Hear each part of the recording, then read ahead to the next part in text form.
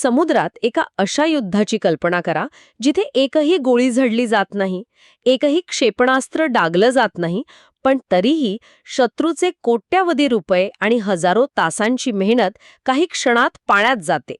भारताने नुकताच हिंद महासागरात असाच एक डाव खेळला आहे आणि या डावाने फक्त चीनलाच नाही तर जगातील अनेक संरक्षण तज्ज्ञांनाही विचार करायला भाग पाडलाय. हो, आणि समोर आलेल्या रिपोर्ट्सनुसार याला आता एक नाव मिळालंय, क्लासिक इंडियन प्लेबुक.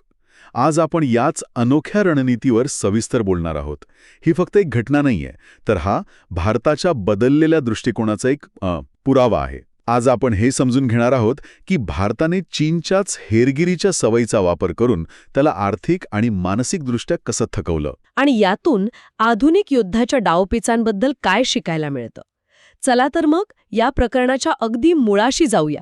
हे सगळं सुरू कसं झालं, म्हणजे जाळं टाकण्याची सुरुवात कुठून झाली?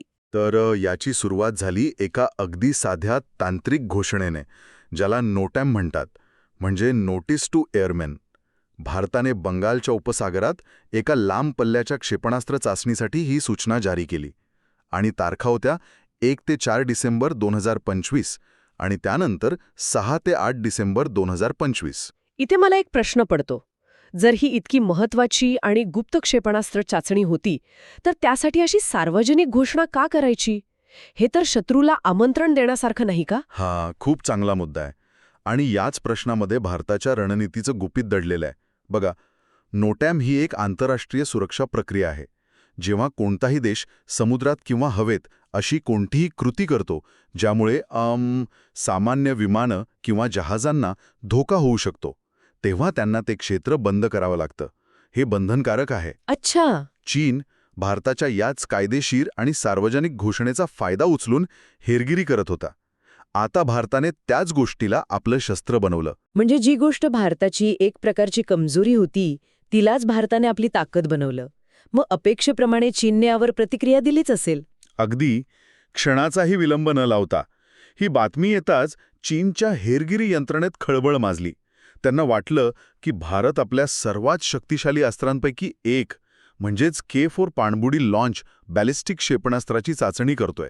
त्यांनी लगेच आपली शियान-6, शेनहाय आणि लानहाई 200 सारखी हायटेक जहाजं हिंद महासागराकडे रवाना केली.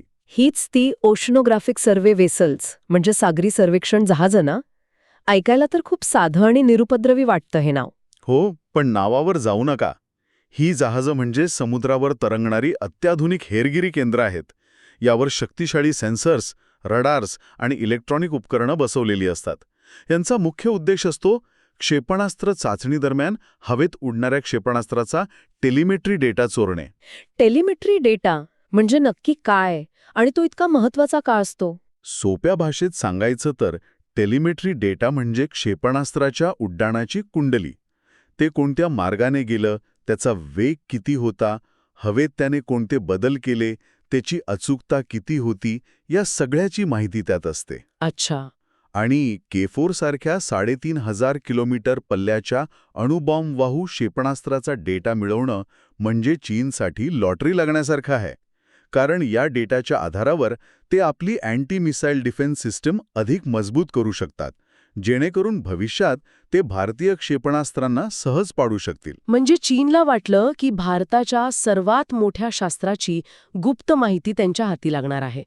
चीनची ती महाकाय जहाजं हजारो किलोमीटरचा प्रवास करून इंधन जाळत बंगालच्या उपसागराकडे येत होती.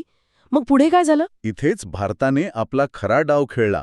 ज्या क्षणी चीनची ही जहाजं त्यांच्या ठरलेल्या ठिकाणी पोहोचणार होती, अगदी त्याच वेळी भारताने अचानक दोन्ही नोटाम रद्द केल्याची घोषणा केली. काय सांगताय? हो, कल्पना करा, चीनची जहाजं पूर्ण तयारीनिशी आली होती आणि तिथे पोचल्यावर त्यांना कळलं की कोणतीही चाचणी होणार नाहीये. ह्याचा आर्थिक फटका तर प्रचंड मोठा असणार. आपण इथे काही लहान बोटींबद्दल बोलत नाही आहोत. ही प्रचंड मोठी जहाजं आहेत. या एका फसलेल्या मोहिमेचा चीनला नेमका किती खर्च आला असेल? संरक्षण तज्ज्ञांच्या अंदाजानुसार हा खर्च लाखो डॉलर्समध्ये असतो. प्रत्येक जहाजावर 50 ते 100 कर्मचारी असतात. त्यांचे पगार, भत्ते, याशिवाय जहाजावरील उपकरणांना 24 तास वीज लागते, ज्यासाठी प्रचंड इंधन जाळणारे जनरेटर लागतात. आणि दक्षिण चीन समुद्रातून हिंद महासागरापर्यंत येण्या-जाण्याचा प्रवासच हजारो सागरी मैलांचा आहे. हजारो टन इंधन लागते यासाठी. म्हणजे भारताने चीनला हा सगळा खर्च करायला लावला आणि त्या बदल्यात चीनच्या हाती काहीच लागलं नाही. शून्य. ही एकच घटना होती की यामागे एक मोठा पॅटर्न दिसतोय? कारण एकदा असं घडणं हा योगायोग असू शकतो, पण वारंवार असं होणं ही एक रणनीती असते. हीच तर क्लासिक इंडियन प्लेबुकची खासियत आहे. ऑक्टोबर 2025 मध्येही भारताने असंच केलं होतं. 3550 किलोमीटर लांबीचा नो फ्लाय झोन घोषित केला आणि नंतर रद्द केला. कारण तेव्हाही चीनी आणि अमेरिकन हेरगिरी करणारी जहाजं आसपास दिसली होती. यातून भारताने एक संदेश दिला आहे की हिंद महासागर आमचं क्षेत्र आहे आणि इथे खेळ आमच्या नियमांनुसारच होणार. पण एक मिनिट, या रणनीतीमध्ये एक धोका नाही का? समजा भारताने 2-3 वेळा असं केलं आणि चीनला त्याची सवय झाली. मग जेव्हा भारताला खरंच एखादी महत्वाची चाचणी करायची असेल आणि चीनने जर याला भारताचा ब्लफ समजून आपली जहाजं पाठवलीच नाहीत तर? हा एक अतिशय महत्वाचा आणि गंभीर प्रश्न आहे. आणि इथेच या रणनीतीची खरी ताकद दिसून येते. भारताने चीनला एका अशा द्विधा मनस्थितीत आणून ठेवलं आहे जिथे दोन्ही बाजूंनी त्यांचंच नुकसान आहे. जर चीनने प्रत्येक नोटॅमला गांभीर्याने घेतलं तर त्यांना प्रत्येक वेळी आपली महागडी जहाजं पाठवावी लागतील आणि त्यांचे पैसे पाण्यात जाण्याचा धोका पत्करावा लागेल. आणि जर त्यांनी याकडे दुर्लक्ष केलं तर ते भारताच्या सर्वात शक्तिशाली क्षेपणास्त्राची अत्यंत महत्वाची माहिती गमावतील आणि हा धोका ते पत्करूच शकत नाहीत. म्हणजे ही केवळ एक लष्करी चाल नाही, तर एक मानसिक आणि आर्थिक युद्ध आहे. अगदी. इथेच सुन त्झू आणि चाणक्य यांच्या विचारांमधला फरक दिसतो. सुन त्झूची युद्धकला काय म्हणते? लढाई न करता जिंकणे हे सर्वश्रेष्ठ आहे. पण चाणक्य नीती यात अजून एक स्तर जोडते. ती म्हणजे शत्रूला आर्थिकदृष्ट्या दुर्बल करणे. ही रणनीती चीनला केवळ फसवत नाही, तर त्यांच्या हेरगिरी करण्याच्या सवयीला इतकं महागडं बनवत आहे की त्यांना विचार करावा लागेल. भारत चीनच्याच पॅरानॉयाला त्यांच्या विरोधात शस्त्र म्हणून वापरत आहे. आणि या प्लेबुकचे काही विशिष्ट टप्पे आहेत असंही वाचनात आलं. हो, याचे 4 स्पष्ट टप्पे दिसतात. 1. नोटॅम जारी करून शत्रूच्या टेहळणी यंत्रणेला आकर्षित करा. 2. त्यांना त्यांची संसाधने खर्च करून जागेवर येऊ द्या. 3. ऐनवेळी चाचणी रद्द करून त्यांना आर्थिक आणि मानसिक धक्का द्या. आणि 4था टप्पा, तो सर्वात चाणाक्ष आहे. तो कोणता? जेव्हा शत्रू थकून आणि निराश होऊन परत जाण्याच्या तयारीत असतो, तेव्हा अचानक नवीन पॅरामीटरसह पुन्हा नोटॅम जारी करून आपली चाचणी पूर्ण करणे. उदाहरणार्थ, शी-यान 6 पोहोचल्यावर भारताने नोटॅम रद्द केला, पण त्यानंतर लगेच 1 ते 3 डिसेंबरसाठी 490 किलोमीटरचा एक नवीन लहान कॉरिडॉर निवडून चाचणी पुन्हा शेड्यूल केली. तोपर्यंत चीनी जहाजे एकतर परत फिरण्याच्या मनस्थितीत होती किंवा नव्या जागेवर पोहोचण्यासाठी त्यांच्याकडे वेळच नव्हता. वा, म्हणजे हा केवळ प्रशासकीय डावपेचांचा खेळ नव्हता. त्याचवेळी समुद्रावर आणि आकाशातही काहीतरी घडत होतं. भारतीय नौदलाची भूमिका यात काय होती? नक्कीच. ही एक बहुस्तरीय रणनीती होती. ज्या क्षणी चीनची जहाजं मलक्का सामुद्रधुनीतून हिंद महासागरात दाखल झाली, त्याच क्षणी भारतीय नौदलाने आपली P-8I पोसायडॉन टेहळणी विमाने त्यांच्या मागावर लावली.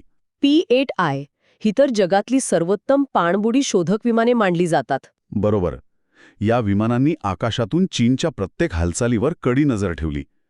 यासोबतच भारताच्या स्वदेशी लष्करी उपग्रहांनीही त्यांच्यावर पाळत ठेवली होती. या पलीकडे जाऊन भारताने राजकीय पातळीवरही काही पावलं उचलली होती असं दिसतंय.